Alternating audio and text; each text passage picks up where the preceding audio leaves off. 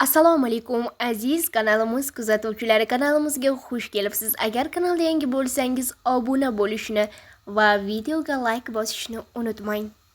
Rossiya yana Ukrainaga dronlar va raketalar bilan hujum qildi. Kiyev aholisi hamon Rossiya hujumi vaqtida metroga tushib jon saqlamoqda.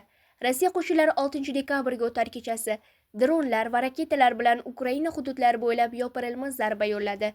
Kiyev oblasida Fassovdagi temir yo'l vokzali vayron bo'lgan. Shuningdek, Vishgorod va Novopetrivsk zarbalar ostida qolgan. Oblast ma'muriyati rahbari Mikola Kalashnikning ma'lumotiga ko'ra 3 kishi jarohatlangan. Dneproda Rossiya dronlari hujumi oqibatida bir necha bino yonib ketdi deb yozgan Telegram kanalida Vyacheslav Gayvanenko. Lutskda rossiyalik harbiylar hujumidan keyin oziq-ovqat mahsulotlari ombori yonib ketdi deb xabar berdi shahar meri Igor Palushchuk. Shaharning bir qismi elektr ta'minotisiz qolgan. Rossiya zarbalari tufayli Lviv va Odessa oblastlarida ham elektr ta'minotida uzilishlar yuzaga kelgan. Chernixiv oblastida va oblast markazida energetika infratuzilmalari obyektlariga hujum qilingan.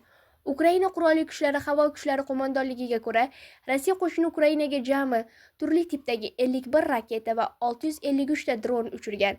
RF Mudofaa vazirligi zarbalar Ukraina harbiy sanoat kompleksi, korxonalari hamda ularning faoliyatini ta'minlovchi energetika obyektlari, shuningdek, Ukraina qurolli kuchlari manfaatlari uchun foydalaniladigan port infratuzilmalari bo'ylab yo'llagani haqida bayonot bergan.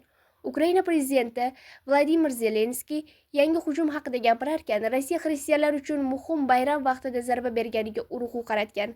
Rossiyaliklarning maqsadi millionlab ukrainlarni ranjitish. Ular shu qadar pastlashdiki, Avliyo Mikola kunida tinch shaharlarga raketa uchirmoqda deb yozgan Zelenskiy Rossiya bosimni kuchaytirishga chaqirib